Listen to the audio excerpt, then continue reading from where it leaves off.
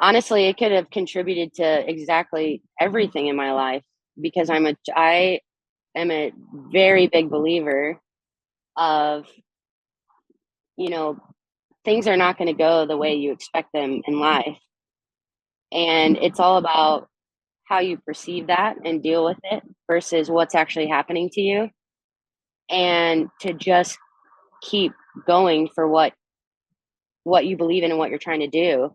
And that is what my parents did with a misdiagnosis and no one being able to help, and kept pushing for me to find a way to be able to walk and, live an independent life. And Shriners came in as that thing that they kept pushing for that allowed it.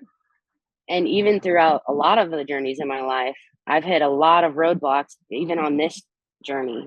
This is so many years in the making, so many things that I could have easily just quit.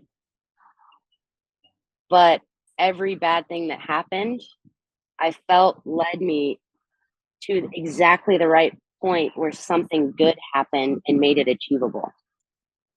And so, whatever the route was that led my parents to Shriners, all of that was meant to happen.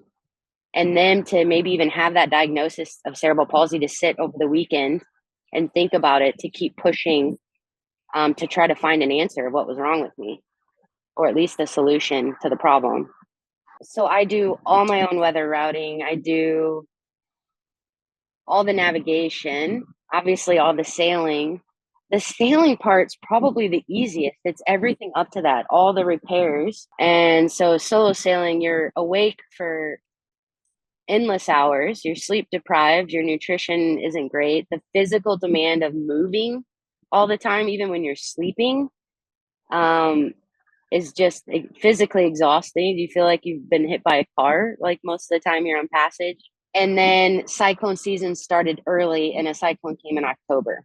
So instead of Mm. having 6 months to cross through the Pacific, I ended up with about 3.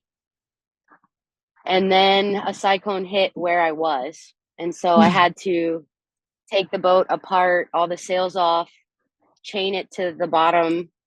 I'm in Bunda Marina in one of the safe cyclone pits in South Pacific, and I'm self-insured. So if I lose the boat in a cyclone, it's over. I can't financially go through much more with the boat refitting.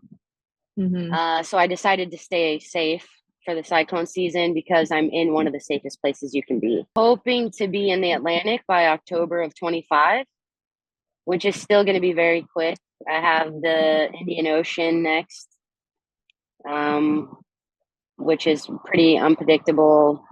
Hmm. One of my Once I finish the Indian Ocean, I feel like I'll be able to breathe a little bit better. At this point, nothing's going to stop me. I've worked too hard. I've come too far. So That's awesome. I think it'll gain a lot of momentum once I get further.